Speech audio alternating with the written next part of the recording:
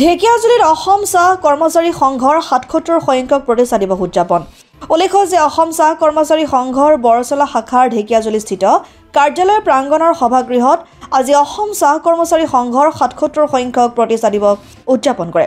পুৱা 10:30 পতাকা উত্তোলন, 11 বজাত শ্ৰদ্ধাঞ্জলি জ্ঞাপন, ইয়াৰ পিছত দিনৰ 11:30 পৰা অনুষ্ঠিত হয় মুকলি সভা।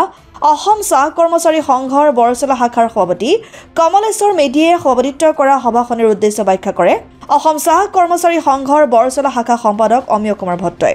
উক্ত সভাত অসম চাহ কৰ্মচাৰীৰ বিষয়ববীয়াসকল উপস্থিত থাকি নিজৰ নিজৰ মতামত আগবঢ়ায়।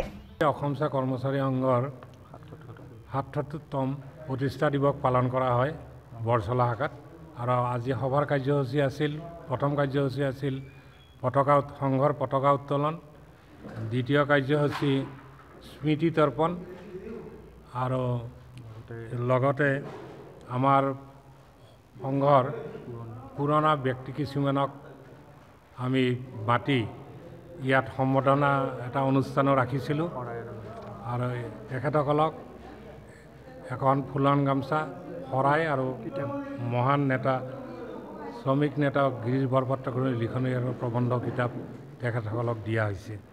আৰু তাৰোপৰি এটা আমাৰ শাখা সম্পাদকে এটা দীঘলীয়াকৈ ইয়াৰ ওপৰত প্ৰতিবেদন যুগুত কৰিছে। আৰু সন্ধিয়া আমাৰ কাৰ্যসূচী থাকিব বন্তি প্ৰজ্বলন, আৰু গোটেই আমাৰ ইয়াতো বন্তি প্ৰজ্বলন হ'ব শাখা কাৰ্যালয়ত। ইয়াত বাহিৰে প্ৰত্যেক কৰ্মচাৰীৰ ঘৰে ঘৰে বন্তি প্ৰজ্বলনৰ কাৰ্যসূচী থাকিব। আমাৰ আজি যিটো আমি অনুষ্ঠান কৰিছোঁ, আমাৰ 1947 চনৰ 9 ফেব্ৰুৱাৰীত আমাৰ সংঘৰ জন্ম লৈছিলে। আমাৰ মহান ব্যক্তি, বৰেণ্য ব্যক্তি কিছুমানে এই অনুষ্ঠানটো জন্ম দিছিলে। আমি আগতে প্ৰতিষ্ঠা দিৱসটো ঠিক অসম ভিত্তিত পালন কৰা নাছিলোঁ। এইবাৰ আমি চেণ্ট্ৰেলৰ নিৰ্দেশ মতে দুলীয়াজানৰ আমাৰ যি দ্বিবাৰ্ষিক হীৰক জয়ন্তী হৈছিলে তাৰ প্ৰস্তাৱ মৰ্মে আজি আমাৰ চাৰ্কুলত আমি এই অনুষ্ঠানটো পালন কৰিছোঁ। ঢেকিয়াজুলিৰ পৰা প্ৰশান্ত বৈশ্যৰ ৰিপৰ্ট, অসম আদিত্য।